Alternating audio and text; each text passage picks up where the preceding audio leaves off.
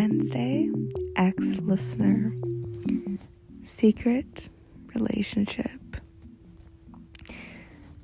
Now, Wednesday treats the relationship like some classified operation.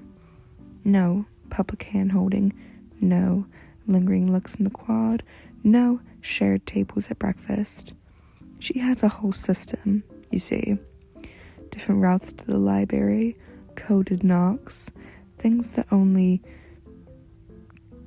a few people would be content with. Your dorm visits only really happen after lights out or during the rare windows when Enid is at a pack meeting. Wednesday still arrives in black, sits on the edge of your bed like she's conducting a stakeout, and only relaxes once the door is locked. Softness is rationed out. A brush of the knuckles, a quiet, "You're tolerable tonight." She practices her denials the way other people practice speeches. "We are acquaintances who share an academic interest," she'd say. But the words were airtight until Enid was involved. Okay, when Enid found out it was a pure accident, a forgotten scarf, a half-open door, and you don't even know. But here's how it happened. It was supposed to stay buried. That was the entire point. You and Wednesday had spent weeks perfecting an almost art-like of nothing.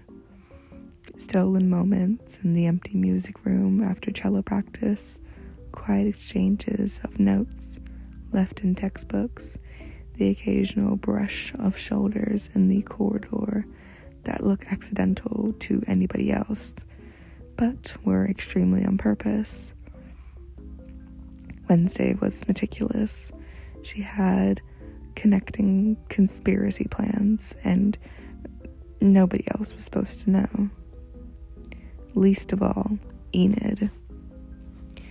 You were in Wednesday's side of Ophelia Hall that afternoon. The colorful chaos of Enid's half carefully shut behind its usual rainbow curtain.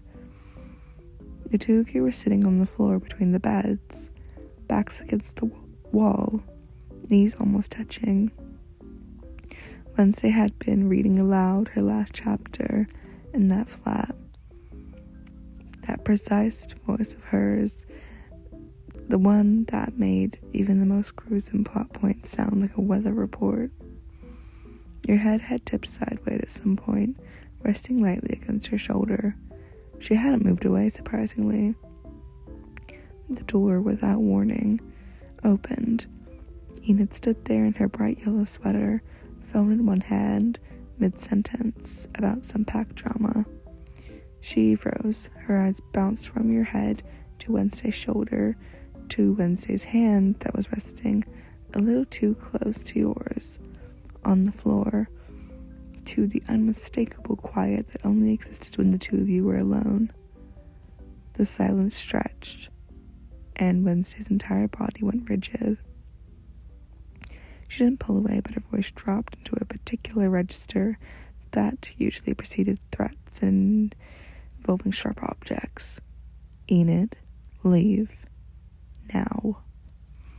Enid's mouth opened so wide, and then closed, and then opened again, and then, instead of a dramatic gasp or an immediate group chat typing everyone expected, she simply stepped inside and shut the door and leaned in with the widest, softest smile you'd ever seen on her face.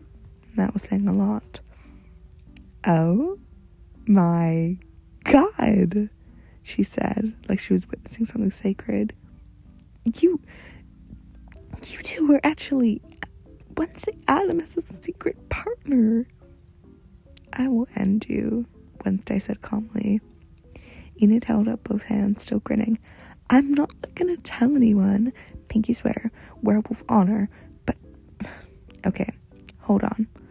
How long has this been happening, and why didn't you tell me?" "I could have been running interface this whole time. Do you know how many times I've almost walked in on, oh, wait, her eyes lit up even more. Is this why thing keeps giving me the stay out gesture every time I try to come back like early? Wednesday looks like she was about calculating a way to dispose of a body. You, meanwhile, were trying very hard not to laugh. It was classified, Wednesday said, finally, voice still flat, but a fraction quieter. For good reason. People talk, and I prefer my personal life to remain unexamined. Enid's expression softened in a way that it sometimes did when she looked at Wednesday, fond and a little protective. I get it. I do. I'm like really happy for you both. She pointed between the two of you like she was sealing a pact. Your secret's like safe with me. Mostly. I might squeal a little bit in private, but no posts, no stories, no nothing. Wednesday stared at her for a long moment. Then, almost reluctantly, she gave the tiniest nod. Enid beamed and spun on her heel, slipping right out the back of the door and whispered, I'll be out in the common room if you need a lookout, before the door clicked shut.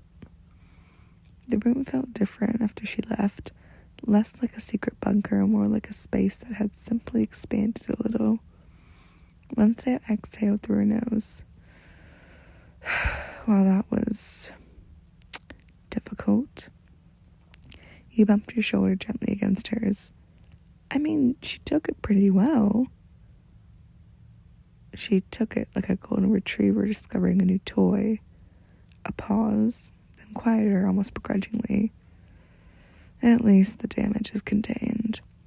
You stayed like that for a while, the afternoon light filtering through the blackout curtains she'd insisted on, the distant sound of nevermore life continuing outside. Eventually, Wednesday's hand found yours, properly lacing your fingers, deliberate and cool. If she tells anyone, I'll make her regret the day she even learned the alphabet. There was no real heat in it, just the usual Wednesday dryness. The secret was no longer perfect, had a crack in it now, shaped exactly like Enid's bright, loyal smile, and somehow sitting in the quiet Ophelia Hall with Wednesday's hand in yours felt less like a failure and more like a beginning of something a little less lonely.